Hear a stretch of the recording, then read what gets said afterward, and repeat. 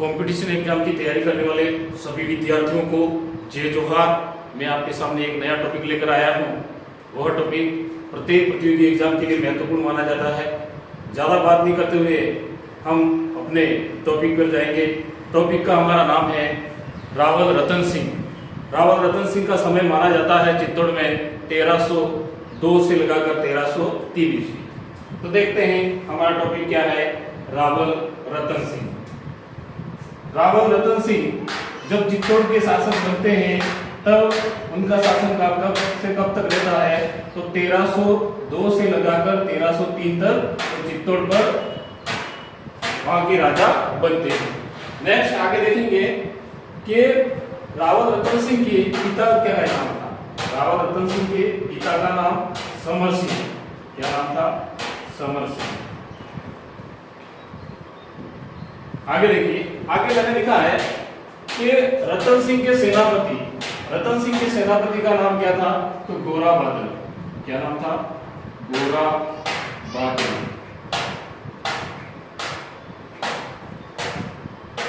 ये रिश्ते में चाचा भतीजे थे। क्या थे? चाचा व भतीजे।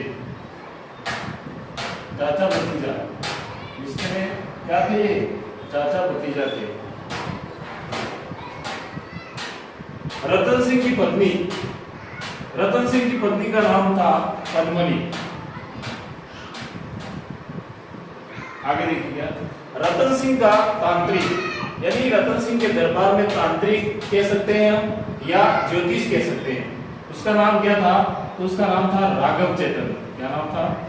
राघव चेतन। आगे देखिए, रानी पद्मनी के पिता का नाम तो गंधर्व सेन। क्या नाम था? गंधर्व सेन। ये कहां के राजा थे? तो गंधर्व सेन सिंहल द्वीप के राजा थे। सिंहल द्वीप के राजा। और वर्तमान में सिंहल द्वीप श्रीलंका को कहा जाता है। किसको कहा जाता है? श्रीलंका को कहा जाता है। रानी पद्मनी की माता का नाम चंपावती। क्या नाम था? चंपावती। आगे देखिए, रानी पद्मनी का एक तोता था, उसके बारे में भी हमें किताबों में जानकारी मिलती है। तो उसके तोते का नाम था हीरामन तोता। कौन सा तोता? हीरामन तोता। चित्तौड़ का पहला शाखा कब होता है? 1303 ईस्वी में। अब किस किस के बीच में होता है कि 1303 ईस्वी में चित्तौड़ का पहला शाखा किस किस के बीच में होता है, वह देखेंगे हम। तो चित्तौड़ का पहला शाखा होता है अलाउद्दीन खिलजी और रतन सिंह के बीच में। तो इधर हमारे सामने से लड़ने वाले कौन? रावल रतन सिंह। वर्सेज इधर कौन? दूसरा आदमी अलाउद्दीन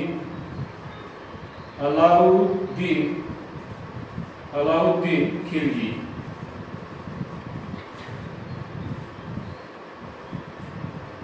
इधर से इस युद्ध में रावल रतन सिंह के साथ में दोनों अपने सेनापति कौन? गोरा व बादल। गोरा बादल इस युद्ध में करते हुए ये दोनों वीरगति को प्राप्त होते हैं। ये दोनों वीरगति को प्राप्त होते हैं। और इधर ये अलाउद्दीन और रावल रतन सिंह के बीच में जब युद्ध होता है, तब रावल रतन सिंह इस युद्ध को हार जाते हैं। इनकी हार होती है और अलाउद्दीन की जीत होती है। क्या होती है? जीत होती है। तो दोस्तों, मेरे द्वारा ये टॉपिक ये लाया गया है। ये नोट्स अभी आप स्क्रीनशॉट ले सकते हैं और आगे की क्लास को आगे देखते हैं। तब तक के लिए आप स्क्रीनशॉट ले।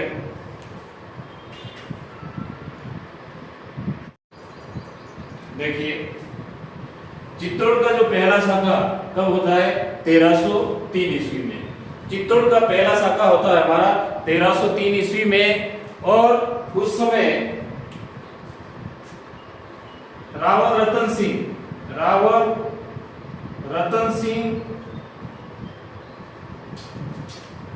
और सामने से अलाउद्दीन खिलजी,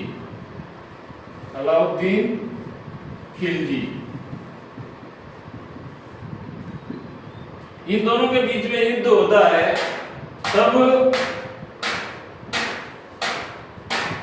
इसके बाद रावल रतन सिंह ये युद्ध हार जाते हैं। तो रावल रतन सिंह क्या करते हैं? केसरिया करते हैं या केसरिया धारण करते हैं। और रानी पद्मनी के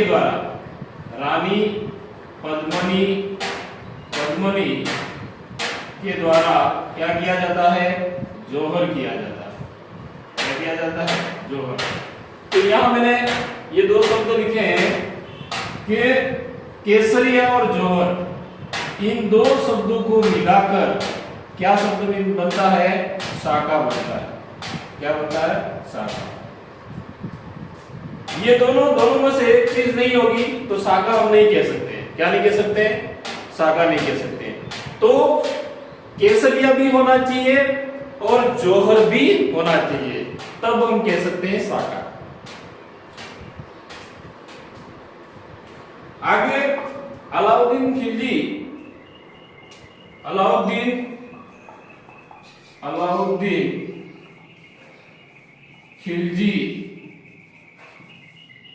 का चित्तौड़ आक्रमण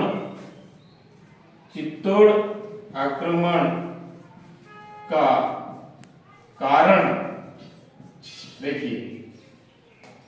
अलाउद्दीन खिलजी का चित्तौड़ आक्रमण करने के पीछे कारण क्या था? तो क्या कारण था? इसमें 3 कारण थे या 4 कारण मान सकते हैं हम। पहला कारण था साम्राज्यवादी नीति, यानी कि अलाउद्दीन खिलजी दिल्ली का शासक था और वो चाहता था कि चित्तौड़ को भी अपने अधीन करे। तो पहला कारण तो क्या था? साम्राज्यवादी नीति को बढ़ावा देना। दूसरा कारण था मेवाड़ की बढ़ती शक्ति, यानी कि मेवाड़ के राजा दिन प्रतिदिन ताकतवर होते जा रहे थे। और उसके बाद में तीसरा कारण कहा जाता है कि वह रानी पद्मिनी को भी प्राप्त करना चाहता था। इस प्रकार से ये 2-3 कारण हैं। तो पहला कारण हम लिखते हैं। पहला कारण क्या है? साम्राज्यवादी नीति को बढ़ावा देना। दूसरा कारण कह सकते हैं हम पद्मिनी को प्राप्त करने की लालसा।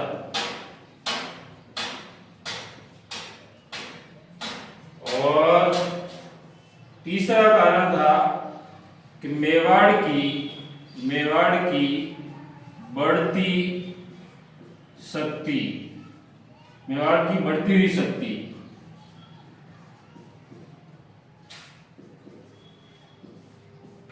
और एक चौथा कारण काफी इंपॉर्टेंट माना जाता है कि चित्तौड़ भौगोलिक दृष्टि से, भौगोलिक व सामरिक महत्व के कारण महत्वपूर्ण माना जाता था। यानी चौथे कारण को देखिएगा कि चित्तौड़ भौगोलिक दृष्टि से और सामरिक महत्व से काफी महत्वपूर्ण दुर्ग माना जाता था। और ये दुर्ग गुजरात और दिल्ली, इन दोनों के बीचों बीच यानी सेंटर पे पड़ता था। इसलिए अलाउद्दीन की मंशा ये भी थी कि क्यों ना, अलाउद्दीन खिलजी कभी कभी गुजरात भी जाया करता था, तो उसकी मंशा ये थी तो चित्तौड़ का जो किला है जो बीचों बीच है, क्यों ना मैं उसको भी अपने अधीन कर लूं। तो इस प्रकार से ये 4 कारण माने जाते हैं। एग्जामिनर अगर प्रश्न पूछे कि अलाउद्दीन खिलजी का चित्तौड़ पर आक्रमण करने के पीछे कारण क्या थे, तो ये 4 कारण हैं। पहला कारण है साम्राज्यवादी नीति को बढ़ावा देना, दूसरा कारण है मेवाड़ की बढ़ती हुई शक्ति को कम करना, तीसरा कारण है वो रानी पद्मिनी को प्राप्त करना चाहता था, और चौथा कारण ये भी बताया जाता है एनसीईआरटी बुक में कि चित्तौड़ का जो किला है वह सामरिक व भौगोलिक दृष्टि से महत्वपूर्ण माना जाता था और उसको वो प्राप्त करना चाहता था। तो दोस्तों ये स्क्रीनशॉट ले लीजिए आप, तब तक आगे और हम देखते हैं।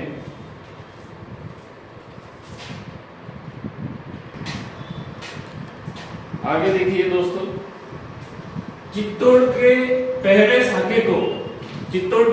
साके को हम मेवाड़ का प्रथम युद्ध भी कहते हैं या प्रथम युद्ध के नाम से भी जाना जाता है। एग्जामिनर अगर प्रश्न पूछे कि मेवाड़ का प्रथम युद्ध किसे कहा जाता है, तो कौन सा? 1303 वाला। किसके समय वाला? वो रावल रतन सिंह के समय का। तो इसको हम क्या कहेंगे? मेवाड़ का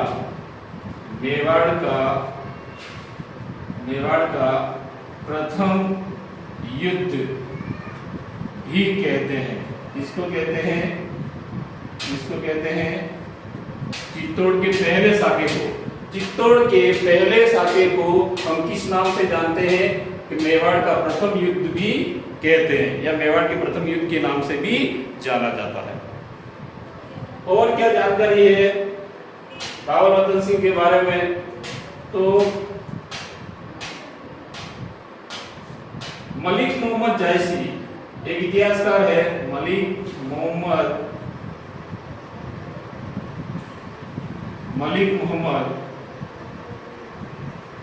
मोहम्मद जायसी ने एक किताब लिखी थी जिसका नाम है पद्मावत। क्या नाम है? पद्मावत। इसके अलावा दोस्तों मेरे पास में और कोई जानकारी नहीं है, क्योंकि मेरे पास में जितना भी निचोड़ मिला एनसीईआरटी का, आरबीएससी का, वो सारा का सारा निचोड़ मैंने आपको दे दिया है। मेरा वीडियो अगर आपको अच्छा लगे तो बेफिक्र से आप आराम से देखें, और मैं ये नहीं कहूँगा मेरे वीडियो को आप लाइक करें। मेरा मिशन ये है कि जो विद्यार्थी दूर दराज के नहीं पढ़ पा रहे वो ये लाभ उठा सके। तो अंतिम बार बोलूँगा, जय जोहार।